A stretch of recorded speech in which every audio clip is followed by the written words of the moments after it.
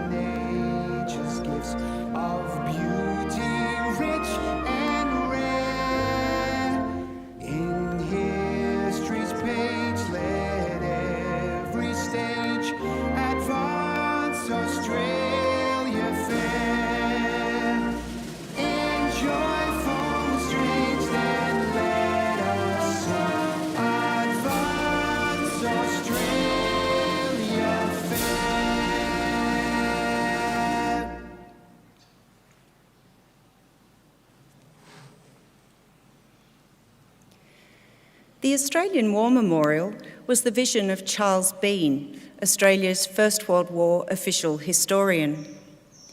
Bean landed with the Australian troops on Gallipoli and stayed with them at the front through to the end of the war. The idea of this national memorial and museum came to him at Pozières, France, in the depths of the bloody fighting of 1916. Bean's idea was that this would be a place where family and friends could mourn loved ones buried in faraway places.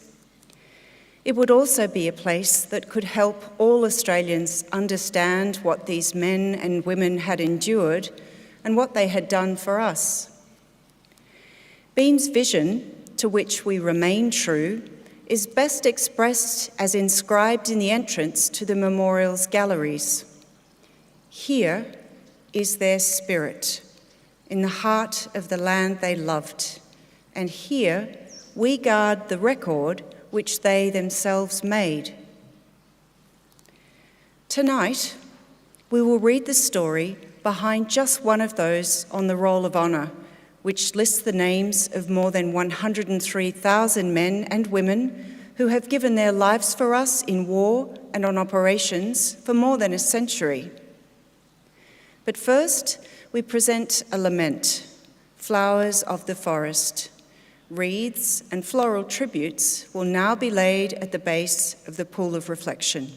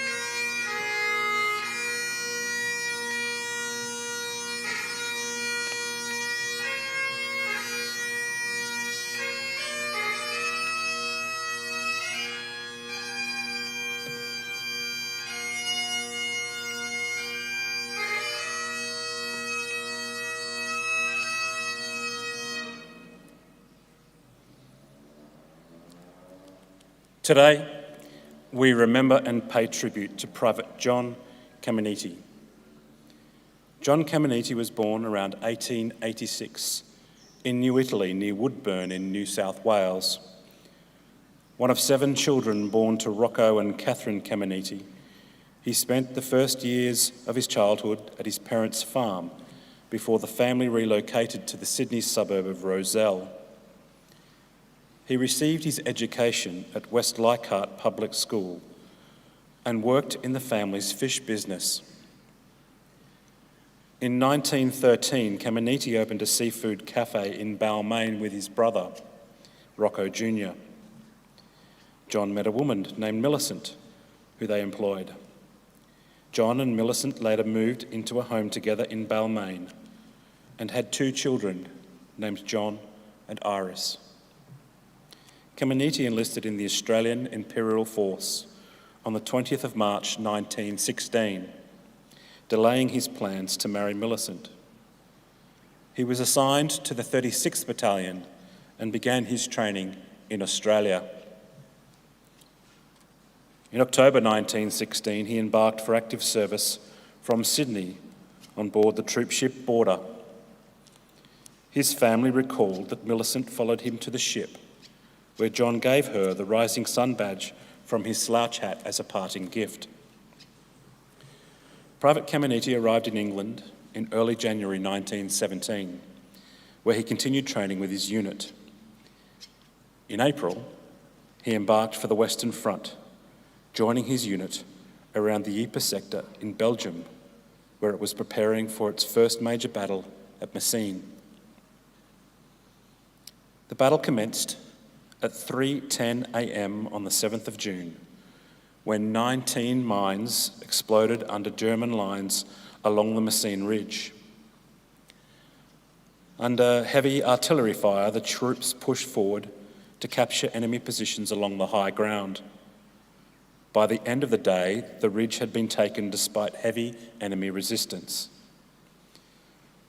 Attacks around Messines continued for several days as heavy fighting ensued. On the 10th of June, Private Caminiti took part in an attack on a German post known as La Poterie Farm. As his company advanced, it was cut off by enemy artillery fire, which caused heavy casualties. When members of the 36th Battalion returned to their lines, Private John Caminiti was not among them. Initially listed as wounded and missing, the Red Cross began an investigation in November of 1917 to ascertain his fate. One of his comrades informed the Red Cross that he had heard others remarking that Caminiti had been killed by an enemy shell not long after the battle commenced. Another recalled, "I saw him dead at Messines. He was very badly mutilated in both legs and was lying in a shell hole at the time. One leg was nearly off at the ankle and the other just below the knee." More information about Private Caminiti's fate emerged when his family received a letter from Private Kavanagh, who was serving with the New Zealand Expeditionary Force. Kavanagh wrote, "I came across his last resting place by accident, the spot being well advanced and away from the beaten track. This accounts for his not having been found by his mates. I did the best I could in the unfavourable circumstances to make a grave and erect a notice marking the place." Enclosed with a letter was Caminiti's paybook and a photograph of his mother.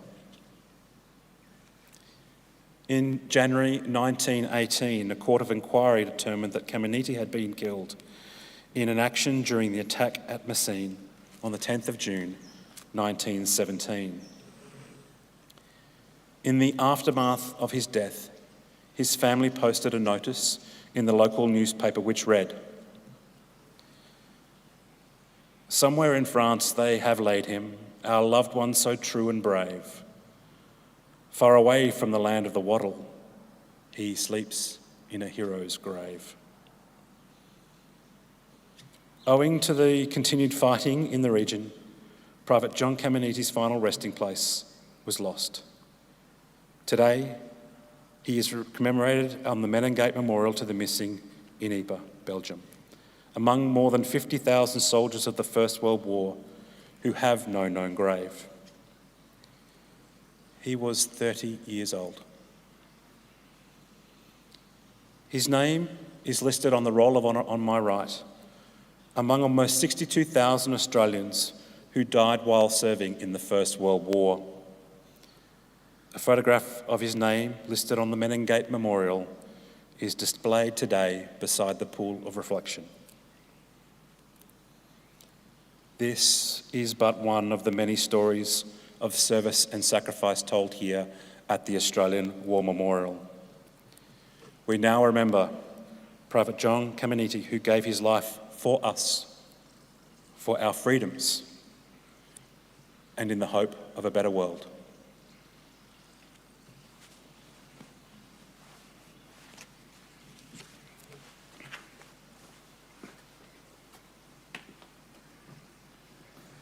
Please stand for the reading of the Ode and the sounding of the last post.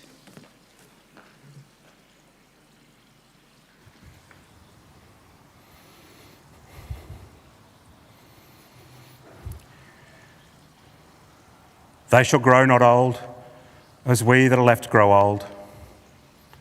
Age shall not weary them, nor the years condemn.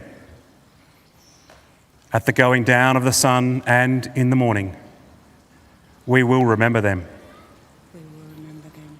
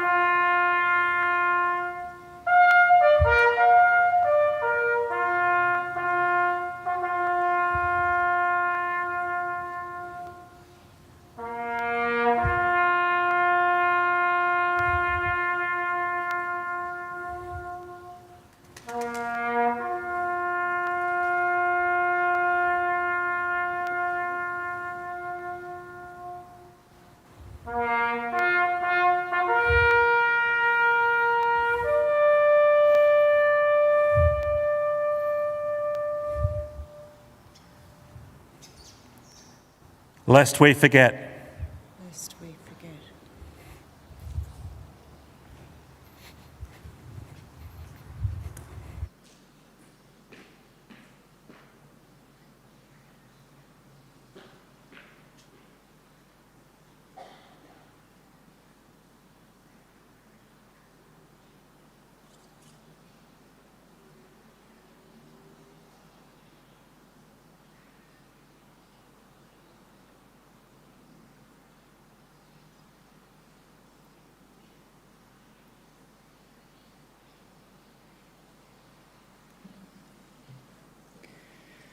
We leave you this evening with the words of the memorial's founder, Charles Bean.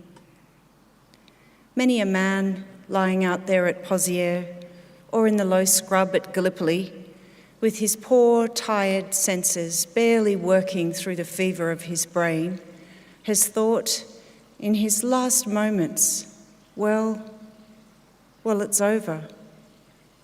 But in Australia, they will be proud of this. Ladies and gentlemen, that concludes the last post ceremony.